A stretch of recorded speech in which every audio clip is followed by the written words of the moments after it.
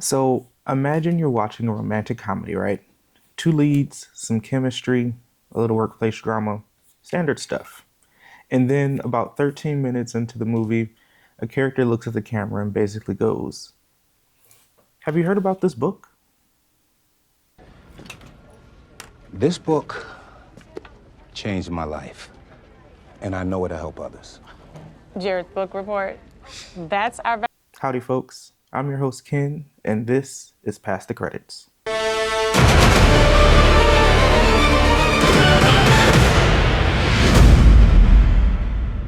So today we're talking about relationship goals. Relationship Goals came out in February 4th of this year, right before Valentine's Day.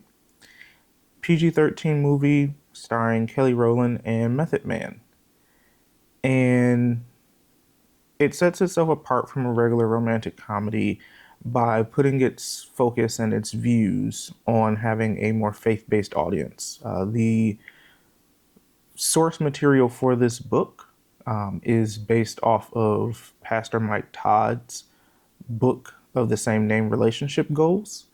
And based on that, you know, with the actors that it has and the storyline of, that it's pulling from, you have the thought that, it'll be a pretty good movie. And here's the thing. I believe there's a difference between a movie that shares a message and a movie that is the message. And I feel like the movie Relationship Goals kind of collapses on that distinction pretty fast. So we start the movie with Leah Caldwell, who's played by Kelly Rowland. She's a TV producer at Better Day USA, which is New York's top-rated morning show. She's type A, laser focused, and she's gunning for the showrunner position that's being vacated by her boss, Dan, who's played by Matt Walsh. And as in most rom-com movies, she has a list.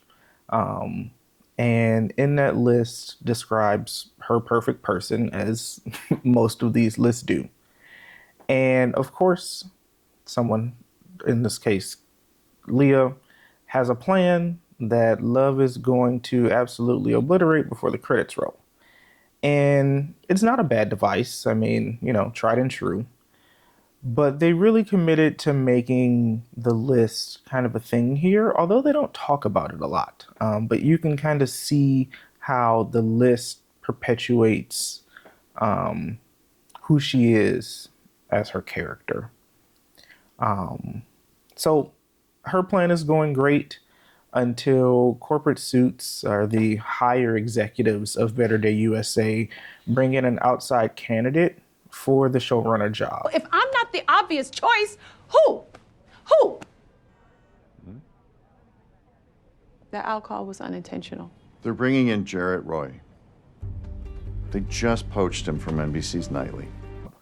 And that turns out to be her ex-boyfriend, Jarrett Roy, who is played by Method Man. Oh, Mama, is that why you created the list? That's why No Cheaters is on the list. Okay, let's see. Yo. Okay. College graduate, no kids, no mouth breathers. Oh. Yeah, got it. That makes sense. At least 6 feet tall, but no more than... Now he's back, and he's claiming that he's a changed man. And you never guess what changed him. He read the book. Yep. The book that the movie is based on, and is being sold on the platform of the movie you're watching it, or being sold on the platform of where you're watching the movie. There we go. That book. Yeah. So Jared gets forced into essentially vying for the job with Leah, and Leah is forced into co-producing a Valentine's Day special with Jared, which she doesn't want to do. And they're pitching ideas, and Jared's idea for essentially, talking about how the book Relationship Goals has made love better in his life, pretty much. So they have to do a profile on the book and the pastor. And as with most stories, there's always, subplots and extra characters. So, of course, Leah has a friend group, and she has her best friend, Brenda, who's played by Robin Thede. And she's actually really good in this. And she's the morning show anchor, and she's been living with her basketball player boyfriend, Aiden, for 4 years without a proposal. Oh, no, not at all. I can give you as much time as you need. Okay. And Aiden is coming up on retirement, so he uses that as an excuse for not wanting to propose. He's just two in his head. Then we have Tracy. She is the makeup artist for Brenda, and she's played by Annie Gonzalez. And she is cycling through dating app disasters.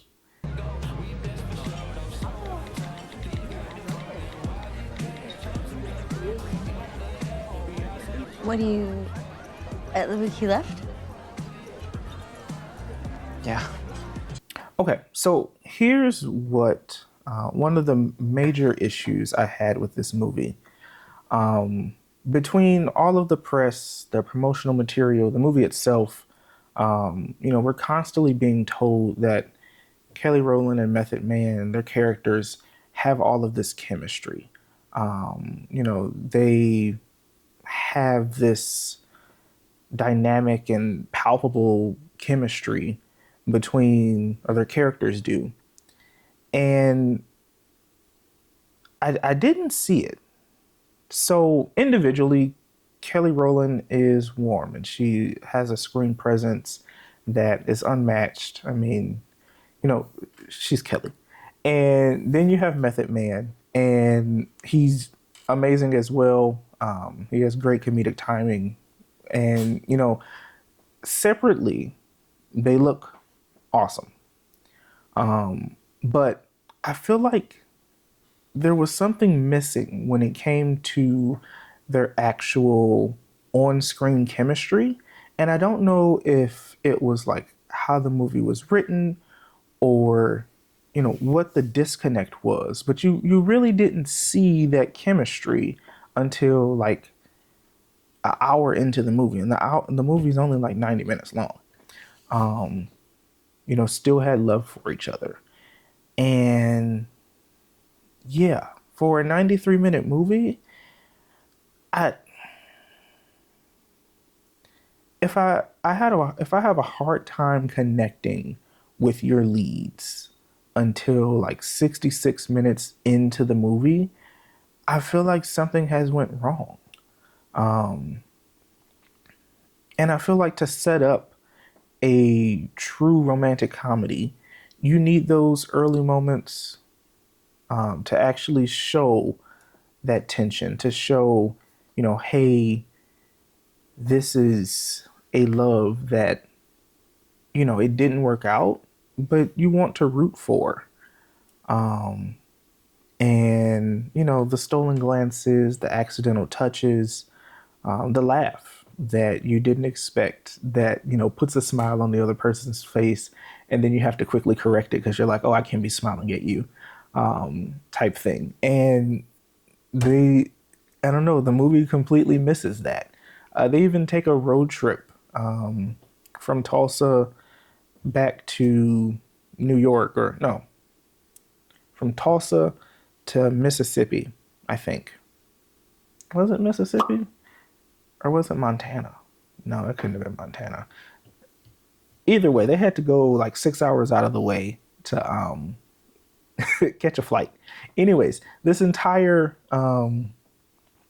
time that they are driving together, Method Man is just singing all of these different songs.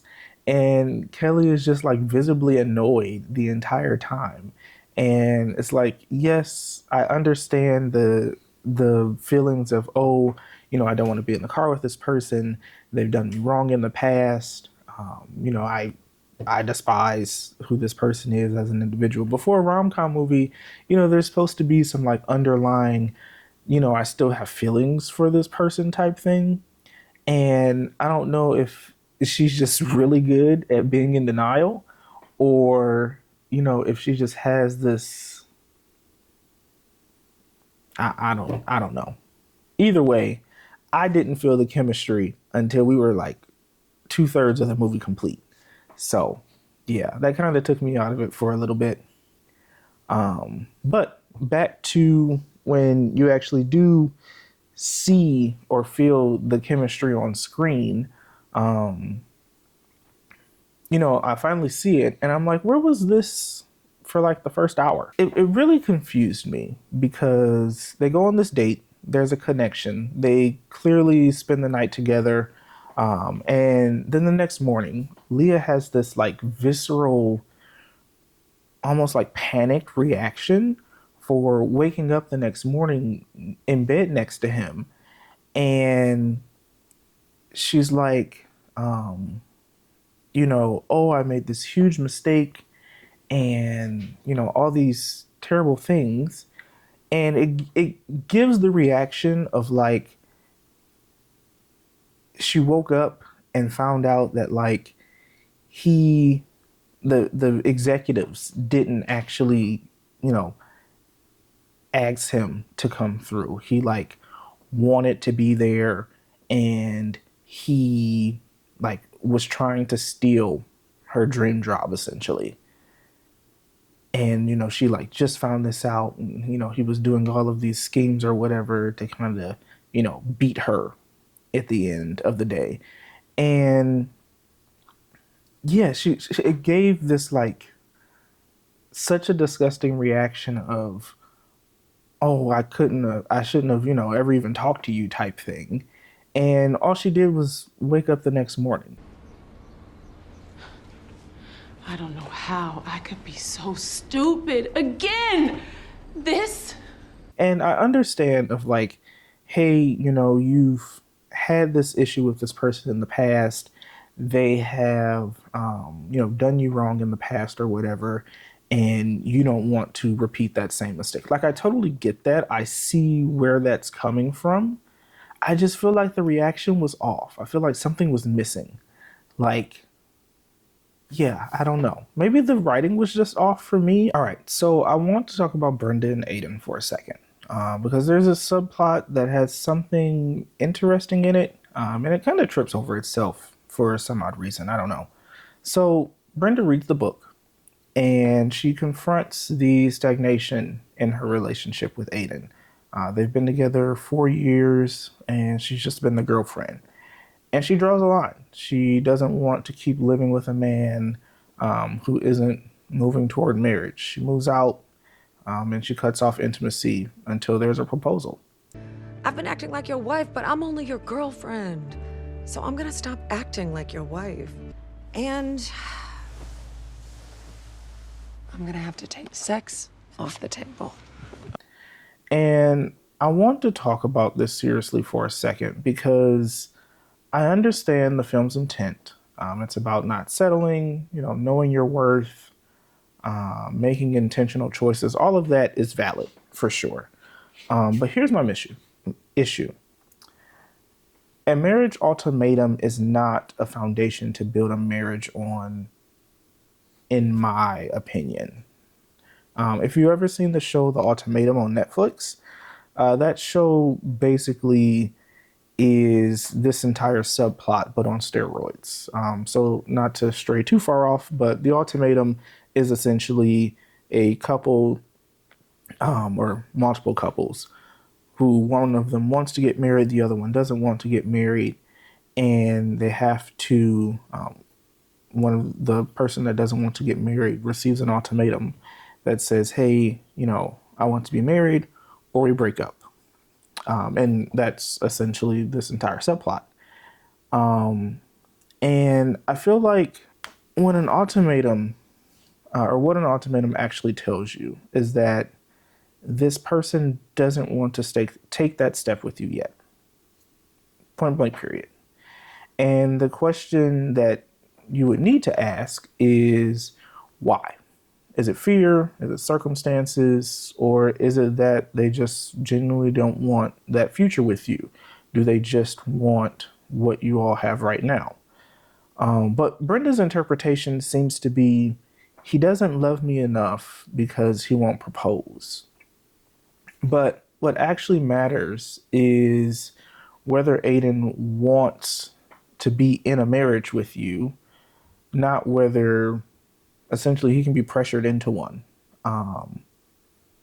A proposal made under ultimatum doesn't mean he loves her. It means he made a calculation at the end of the day. But as in all subplots in rom-coms, Aiden comes back. He wants to get back to the way things are, according to him. He has missed her, and he knows that, he wants a future with her now. And as I always call it in these types of movies, he invites her to his retirement party, and he proposes in front of everybody in the retirement party or at the retirement party. And I don't know, I'm sitting there and I'm like, did we learn anything? Or did we just, see that or feel that, oh, I missed the person I've been with for 4 years, so let me get her back and marry her now. So if you've seen any reviews on this movie or just any of the discourse around the movie, a lot of people say that the movie is a ad for the book. It's the and I lead to it as well. Like 13 minutes into the movie, they're already talking about the book. They're already introducing it. They're already plugging it. And yeah, I mean, in a sense, it is. And funnily enough, the movie is kind of surprisingly honest about it. And that it's a vehicle for the book's principles, and it's delivered via Amazon Prime Video. That also sells the book.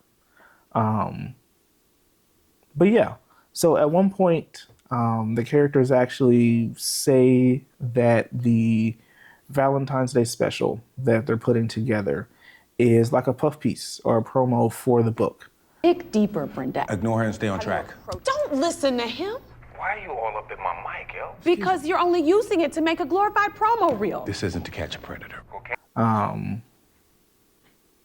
And I respect the self-awareness for sure.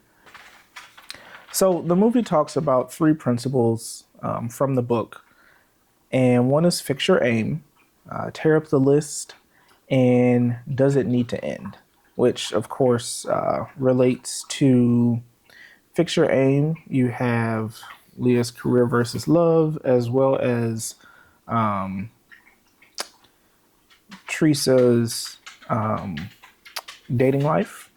Then you have tear up the list for, of course, the list. And then does it need to end for Brendan Aiden's story. And there's a line from the movie that explicitly says, essentially the story was so good that I need to Amazon a copy of Relationship Goals. Story hit so hard, I Amazoned a copy of Relationship Goals right away. And it's just funny to me because it kind of reminds me of Ice Cube's movie that he did during the pandemic. What is the name of that movie? World War? Maybe it was World War, I think. I don't know. I feel like y'all know what movie I'm talking about. If you do, put it in the comments because I cannot remember the name for the life of me right now. But it reminds me of that because it was also put on Amazon Prime, and there was just so much Amazon promo, from the drone being dropped off in the middle of the a alien attack, to the character of the Amazon driver. So it's just kind of funny to see like Amazon doing advertising in its own movies that it's releasing, when in fact Amazon is now like the largest retailer in the world. They beat Walmart now. So like, do you really need to promote inside of these movies? Probably not. So Leah and Jared eventually fall apart again after the morning after incident. Jared, in a genuinely, I guess, decent character moment, he withdraws from the showrunner race. So Leah wins. She gets the promotion that she's been chasing the whole movie, or I guess her whole career. And, she doesn't really feel anything. She breaks down at one point and she's like, I've gotten all of the things that I wish for. Why am I not happy? Tell me. I need you to tell me why I got everything I wanted and I'm still not happy. So then at some point, that piece checks off the fixture aim in a way because she reaches her goal. And then we have the tear up the list principle. And she literally tears up her list because she now understands that Jarrett is still the man that she loves and I guess always wanted. So it's a little on the nose, but I mean, it's a rom-com movie, so you get to be on the nose. We give them the leeway for that. And then we move to the airport chase scene. And airport chase scenes are supposed to be the like bread and butter of a rom-com. And I don't know. The way they went about it is, it feels like it was supposed to be a funny callback because earlier in the movie, Leah is at the airport with Jared, and they make the joke of, I would tell the police or the airport police that you have something in your bag to essentially make you stranded or hold you up. And then when she gets to the airport and like chases him to the TSA gate or whatever, the TSA check-in, she flags down two officers and tells them that he has something in his bag to hold up his flight. And then after he's done being searched and whatnot, she makes her huge confessional that, she still loves him and whatnot. I don't know. It wasn't like, it didn't make me laugh. Like, oh, that was funny. But it was okay. It is what it is. The film ends on a stronger note. Brenda and Aiden, they get married. Pastor Todd is back for another cameo, and he pronounces them true relationship goals and marries them. And then in a final shot, Jared and Leah are driving together once again, and this time they're both singing. And they actually did a pretty good job. It was cute. All right, so final verdict on relationship goals. Kelly Rowland was great. She was charming. I feel like she could have found a better movie to be in, to be honest, but it was a good movie nonetheless. Method Man was great. Honestly, all the characters were great. There was nothing wrong with their acting. I feel like the script was lackluster. The chemistry between them takes too long to discern, pretty much. The Brenda and Aiden resolution, I mean, I don't know. I've already said my piece about the whole ultimatum thing, so I'll just leave that there. And of course, the line about Amazoning a copy, I wonder if that came from Amazon. Or if, they just placated to them for this. I don't know. It is what it is. So, final rating, I would just say it exists. Would I rewatch it? Probably not. It's not a movie where I'm like, oh yes, let me run that back like 2 or 3 times. It didn't do that for me. But as in most rom-coms, everybody won. Roland deserves better. Method Man deserves more opportunities. Pastor Todd got his book promo. Everybody won. That's it. So yeah. I am your host, Ken. This has been Past the Credits, and I will see you on the next one. Peace.